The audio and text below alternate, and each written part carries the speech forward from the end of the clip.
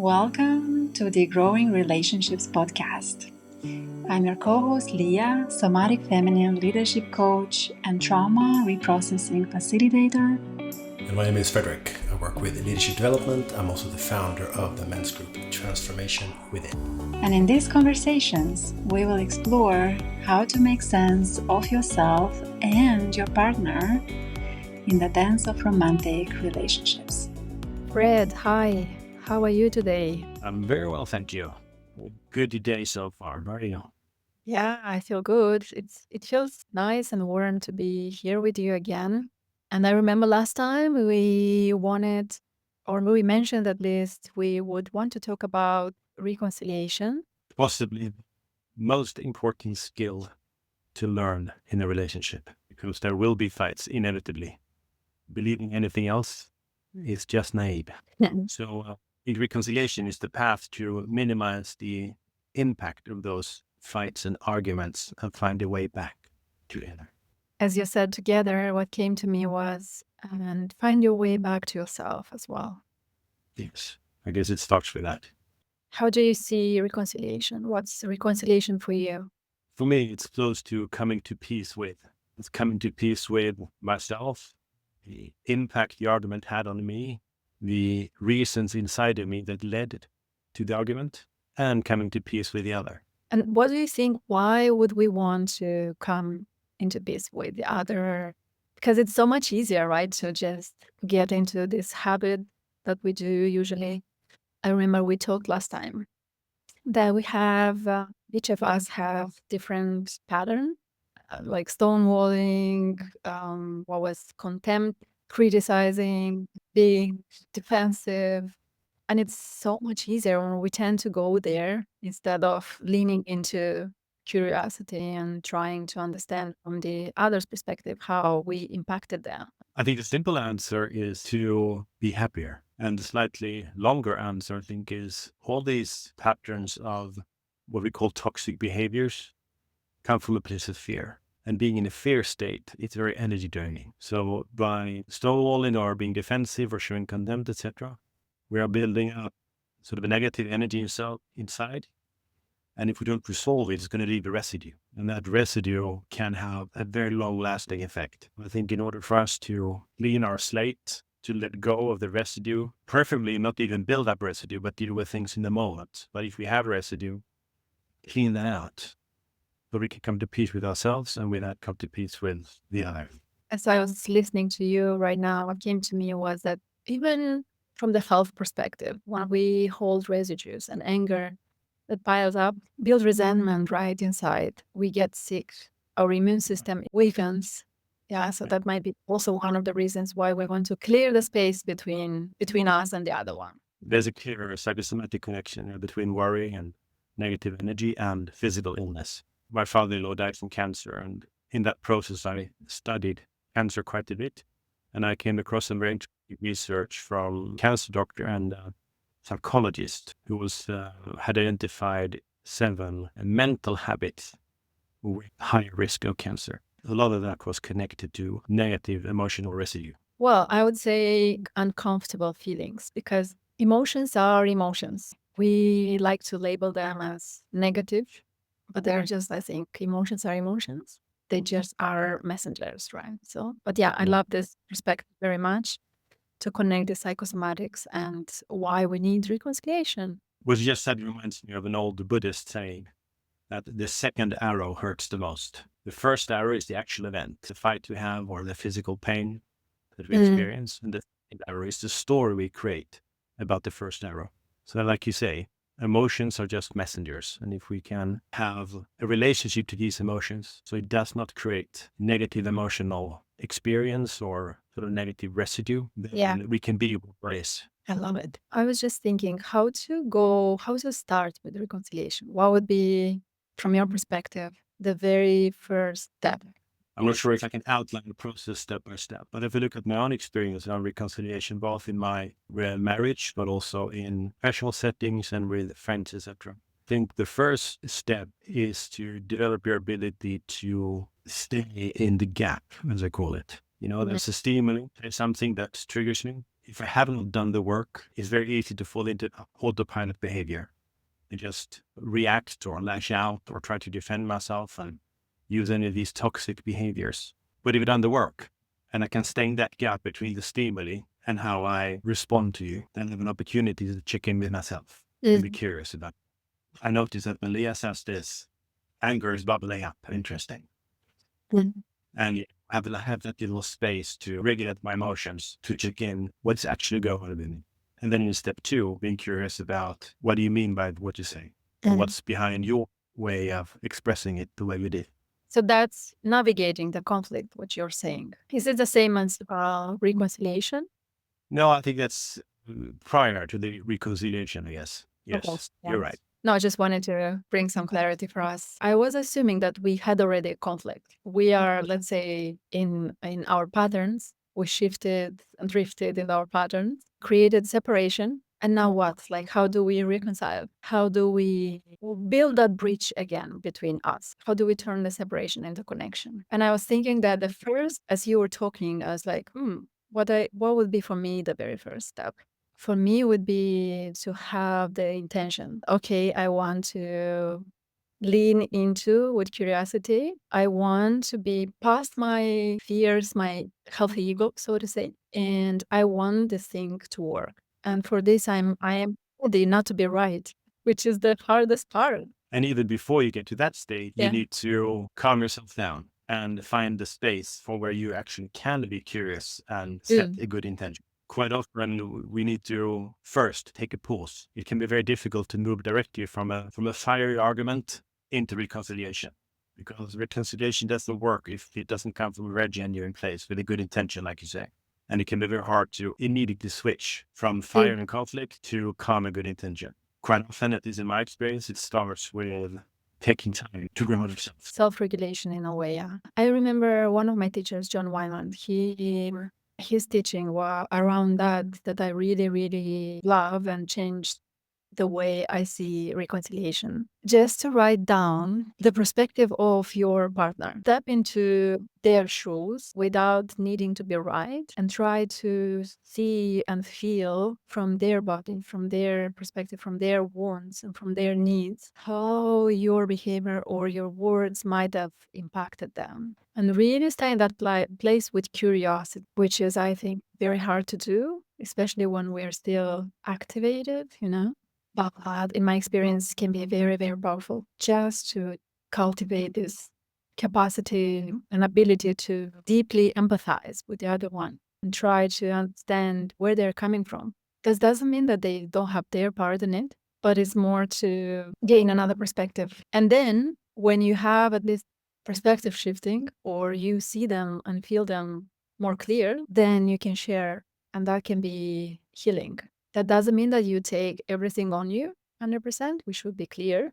But it can be also for them a very powerful way to shift their perspective. Because when people feel seen and heard, especially felt, they have space to own their part in it as well. And I think that's key word to say now, because the writing exercise to try to step into the other's shoes, that would allow me to see which part did I play in this. And from there, I can decide what of this can I own in how I show up in my behavior. And I think that's where the reconciliation work really starts, when I can then come back to you and say, I can see how my actions hurt you, or made you frustrated, made you angry. That was not my intention. Let's talk about how we can repair. Yes. And maybe even ask, what can I do to make this situation better? Oh, even hearing this, it makes me so light and warm, because you don't hear this very often, even in friendships. What's the space for so much creation together? And I think if I look at my own experience of arguments in my marriage, I think a reason for not coming forward in the way I exemplified now is that with that initial separation of allowing a cool off phase, then I found that there's a barrier to then be the one that takes the initiative to come back to the conversation. And that's because there's ego play and pride play. But then doing the work, realizing that ego stands in the way for my happiness and the relationship's happiness, and allowing myself to put the ego aside and then still taking the initiative to come back. And I can do that from a place of calm and a place of being intention. And then I can use lines like I did more. Mm. And I feel like that is often the hardest part of the reconciliation process. Who takes the initiative to come back? I think it's very human for the other one to want the other one to take their part of responsibility in it, because when we have a dynamic, we have two at play, right? So it's not just us or just them. We have to own ours. One of the biggest issues that I hear also from my clients and in my personal experience as well is that the intention is not clean. When I have this reconciliation process, then I'm coming from a space of, oh, let me defend my behavior, or let me show you that I'm not the villain here. And maybe it's not you, but it's also not me, because that would imply that there's something wrong with me.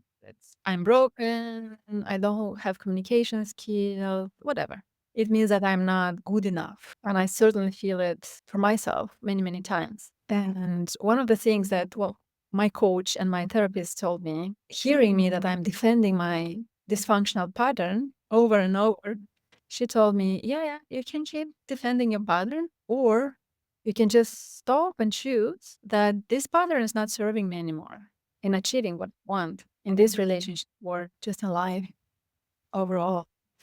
And that was like, she's right. I didn't like what she said, but she's right. And since then, every time I want to defend, like, yeah, but why did I do this? You made me, or I felt this way. That's why I had to defend my pattern, I have the awareness of, what am I doing? Okay, I'm just justifying my dysfunctional behavior. And that's not bringing the other one closer. It's just being them where they are. The bridge is not there yet. And I think it's an important part of what you say now is, you said, and I fully understand, having to admit that you have an unhelpful pattern. Thoughts come like, okay, I'm not good enough, I'm broken, I need to heal, I need to whatever it is, right? But the defense mechanism comes from a place of fear, which is a small part of you. But unfortunately, when we feel threatened, that part plays up and becomes very big. So you're not broken. It's just one little aspect of you that you need to learn to befriend and manage so it doesn't take over how you show up. Who's going to do the reconciliation initiative? And I see two things to it. First, the one who is more aware. And the second is, we model this, right, to the other one. And yet, if the other one doesn't want to grow and do the same from time to time, then that's information for you as well. I understand why it is hard to do it all the time. It feels heavy to carry. So we want to model it, but also have a conversation at some point. If years passes, then you have to be the only one who's doing that. And especially if the bids for connection are rejected. So like the situation where, let's say I am bidding for connection again, meaning initiating the reconciliation, you reject the bid because you're still angry, you haven't calmed yourself, you refuse to see your partner, whatever. And then there's another cool off period. I come back and do another bid for connections, reject it again because you can't let go.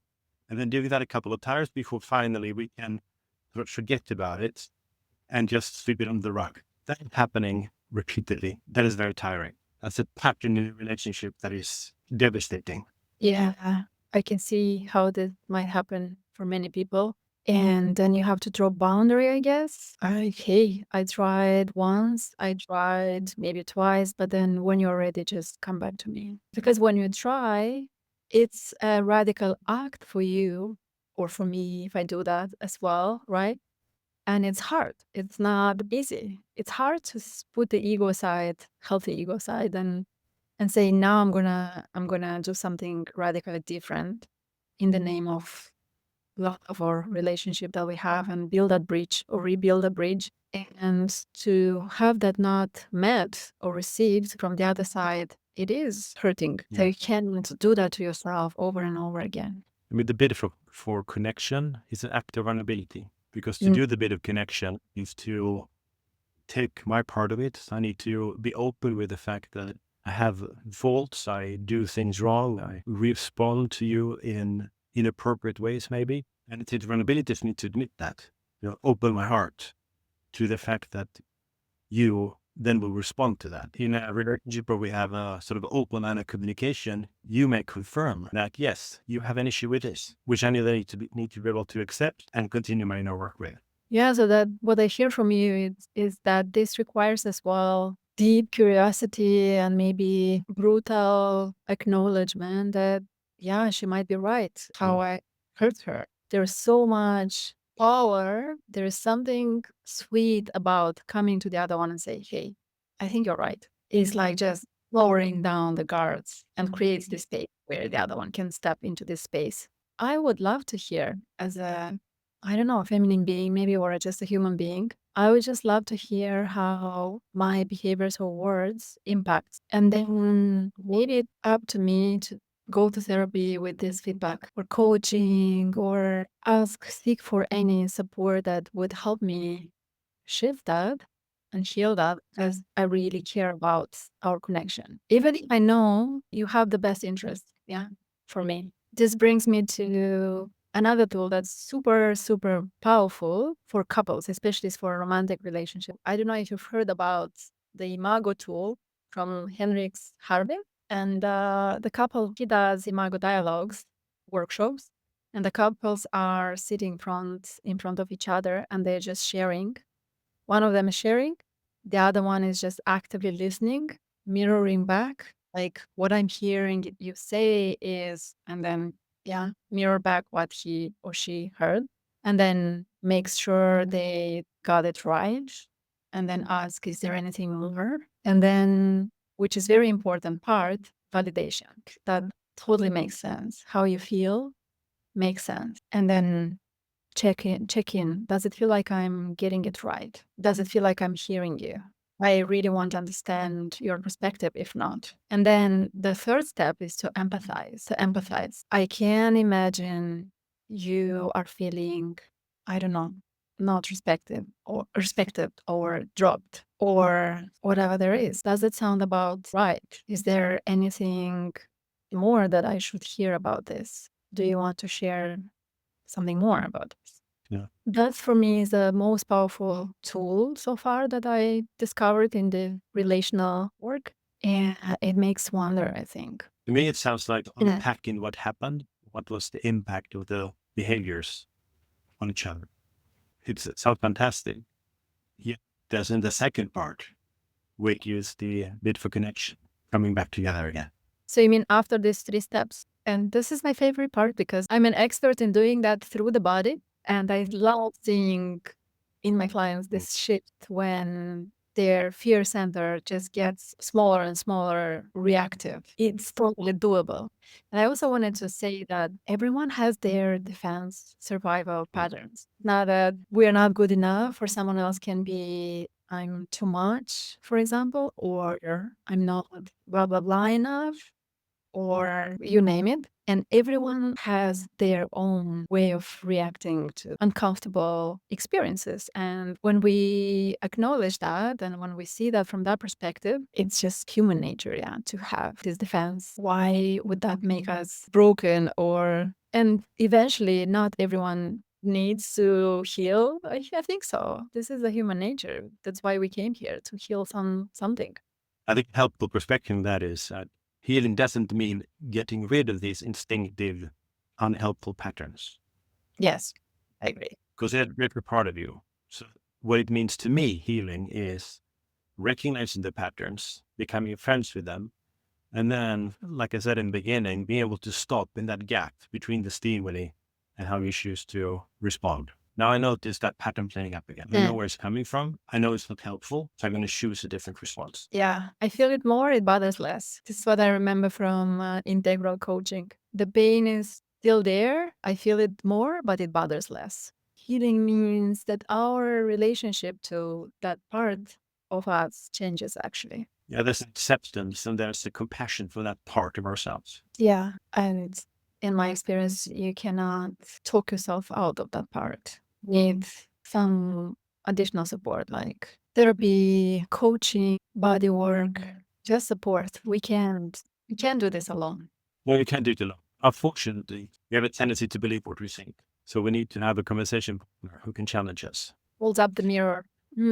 I want to circle back to the initiation of the bid for connection, because in my experience, that is the hardest part. And I think I mentioned this in one of our previous episodes, but the approach of this, of seeing our relationship as a third party, for me, that has been a very powerful tool, because then we can drop our ego and defend our position. And we imagine that our relationship and what we have together is a third being with us. And then I can look at the relationship instead and say, what does the relationship need to feel at peace, to open up again? And then we can serve the relationship. And I find that for me, that's been very helpful, because then it's not about me and my wife and defending and or not admitting or whatever it is, but rather surrendering to that third entity and saying, what do you need?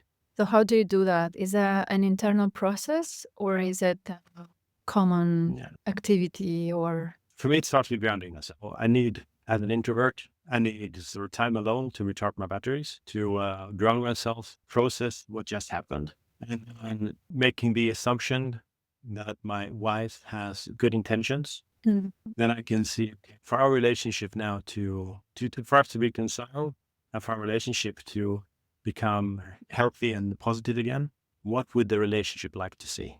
And then from that, I get clues on how to approach my wife, and clues to, what I could do in order to help the relationship heal. Mm. Yeah, I love that. Do you have moments when you're like, oh, hell no, I'm not going to do that?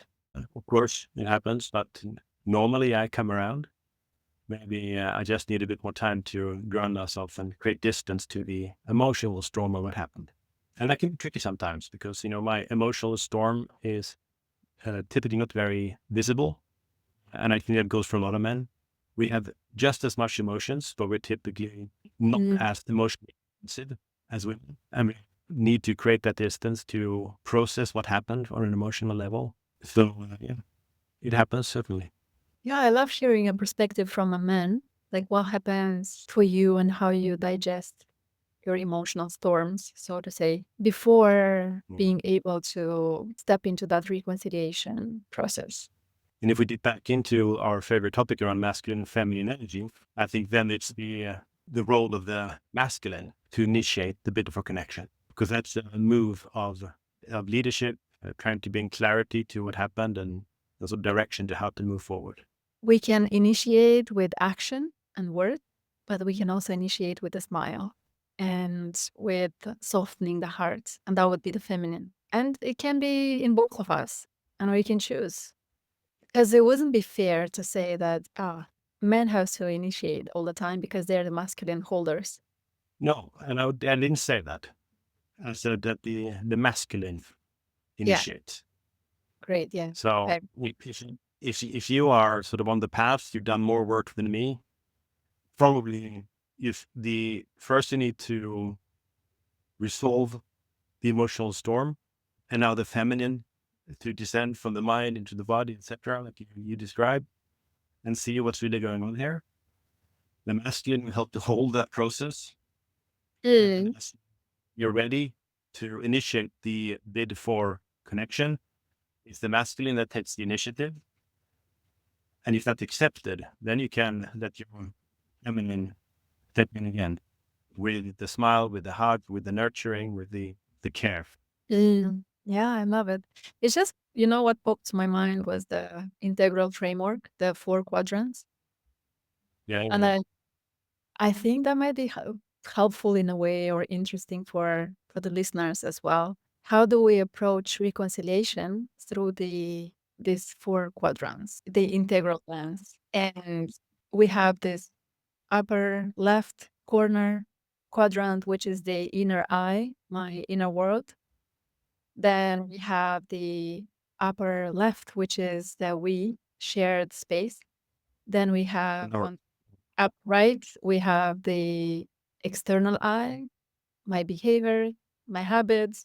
And then we have the, as you said, like the third entity. We have the tool, we have the system that keeps us solve that conflict. Yeah, maybe resources, someone else, maybe a therapist can be also, I think, in that quadrant. So I really love to look at life and at my projects as well from those 4 quadrants.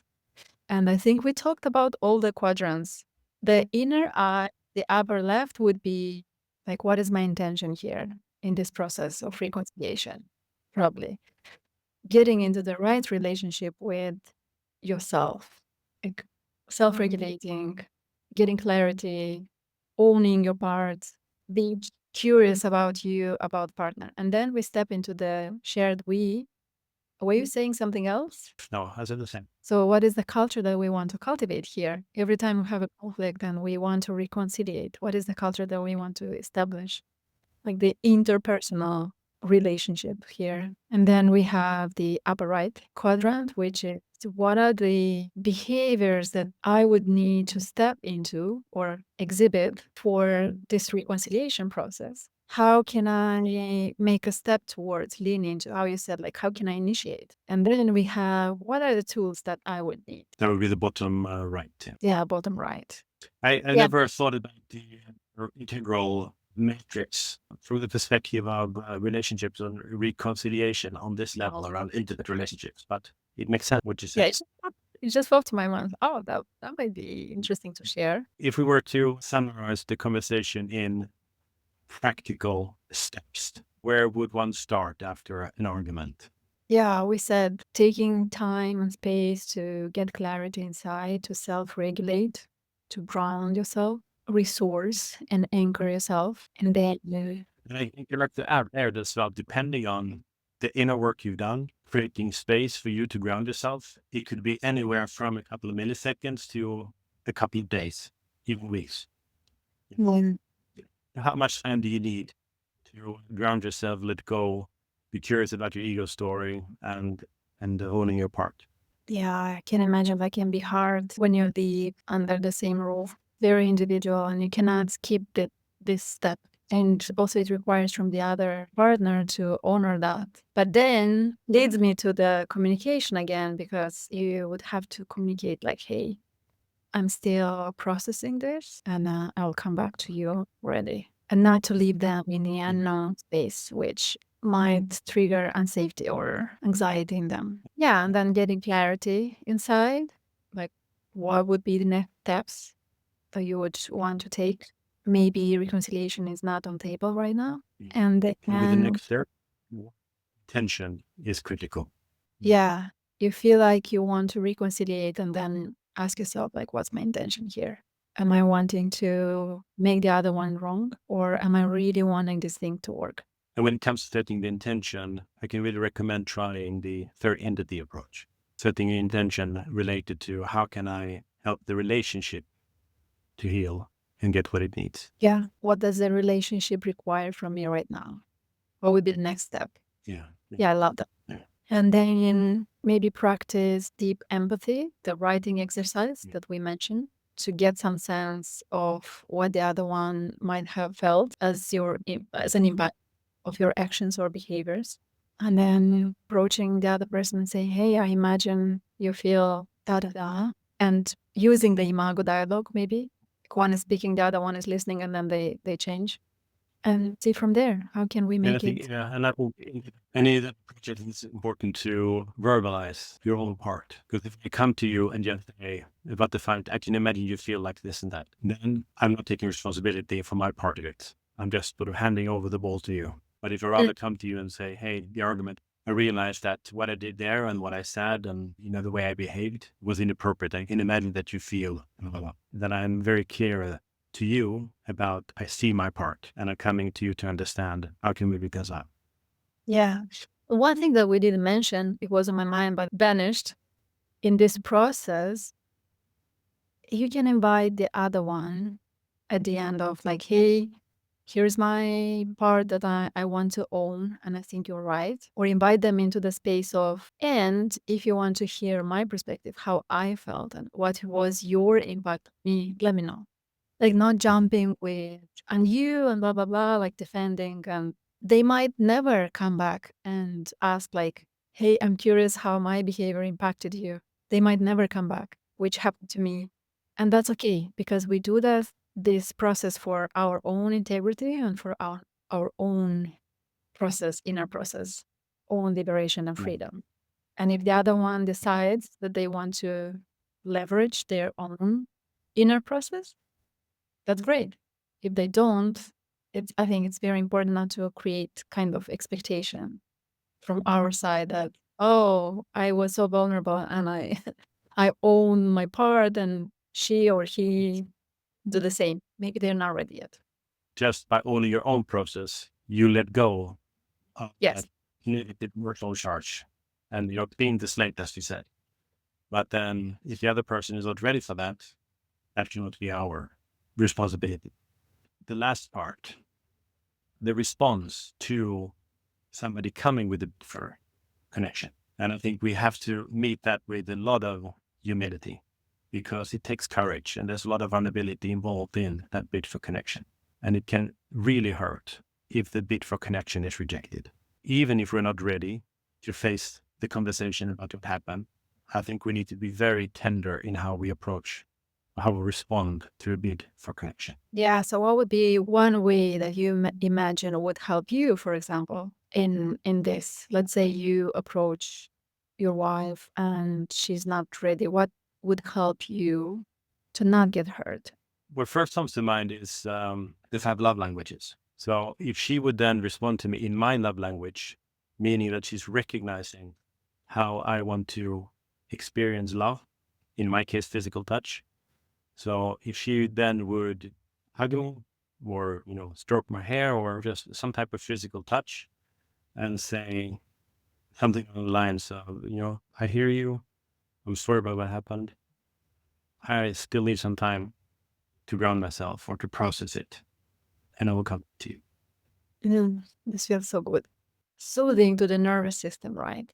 Then we And I think can. it's important, the nervous system. I think we need to recognize that it's the nervous system and the fear-driven part of us that is playing up during an argument. So to soothe the nervous system allows us to have the fear part of us loosen its grip. Amen. Okay. We wanted this episode to be shorter, but I think it might be longer actually than usually. Such a nourishing topic. A very important topic. Like we started the conversation, it's probably the most important skill for any relationship, because there will be fights. Learning how to reconcile will save you a lot of frustration and energy drain, and you can have more quality time together. No, I love this. Thank you, Fred. Thank you. Have a beautiful day.